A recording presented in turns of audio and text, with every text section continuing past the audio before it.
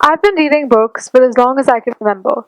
From when I was 2 and flipping through picture books and bath time books in the bathtub to when I was 6 and Junie B. Jones and Harry Potter were my entire personality.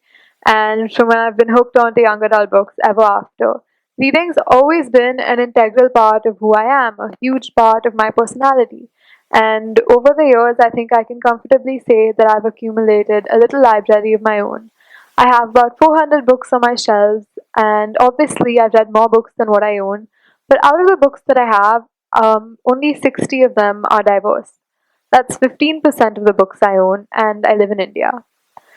I'm going to start off by clarifying and stating that by definition, a diverse book is one that features either a character of color, a character who's disabled, a character of non Christian faith, or a character that's LGBTQIA plus or queer.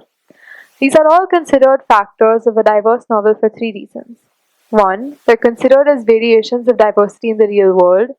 Two, people living with any of these characteristics go through an unfathomable amount of adversity. And three, all of these factors are underrepresented in YA literature and don't reflect the real world. But why is representation important? To answer that question, you must think about why you read.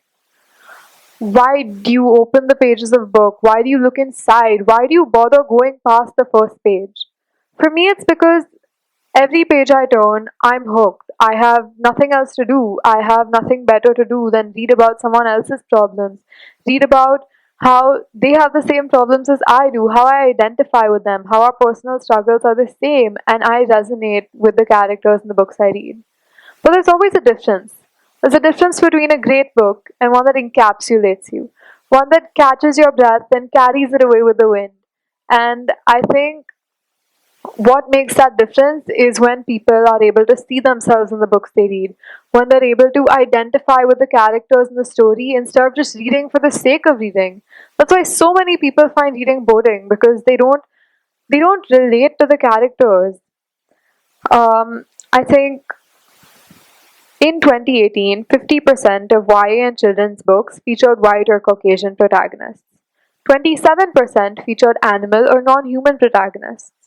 10% featured African or African American protagonists. 7% featured Asian, Asian American, or Asian Pacific Islander protagonists.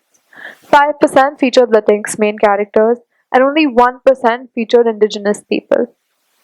Any kid that's not Caucasian is more likely to read a book about animals than to read about someone they resonate with. Um,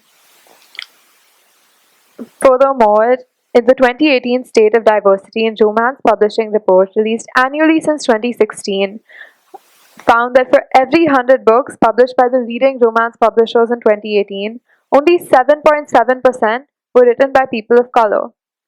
A lot of times, authors acknowledge the lack of representation in books and they take it upon themselves to solve this problem by writing characters that are people of color. But what they don't understand is that because they don't belong to these minorities, they usually end up misrepresenting the characters and it ends up being more of a harm than a solution to the problem. But I think we're doing well because looking at the things that have happened recently, a movement called Own Voices has been started, which is when authors that belong to these minorities write books about the minorities they belong to.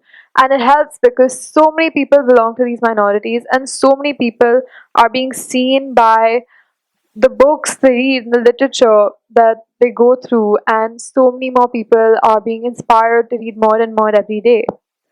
People who aren't white, straight, Christian, cisgender, skinny, able bodied, or neurotypical are pushed down by the people who are. In other words, people that classify as diverse in literature are marginalized in the real world.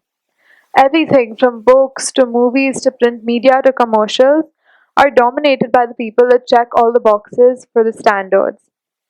But when I or really anyone looks around, the world isn't made of only those people.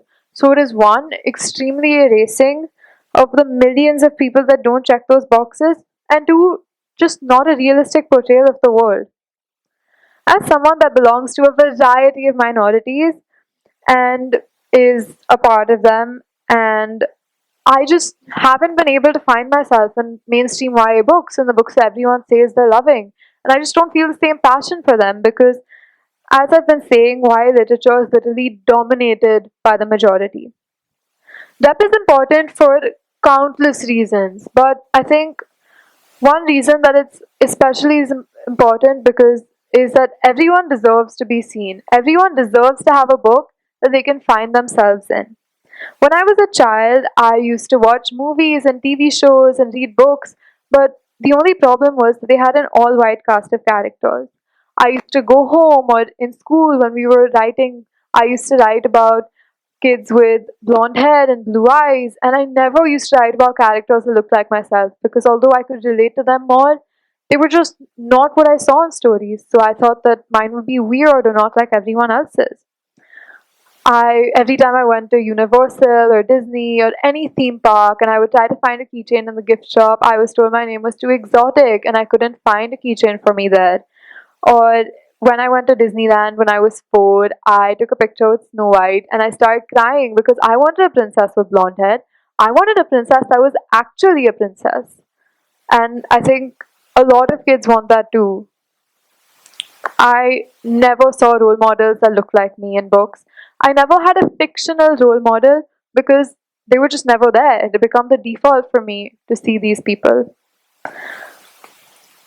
Representation gives a voice to those that don't have one.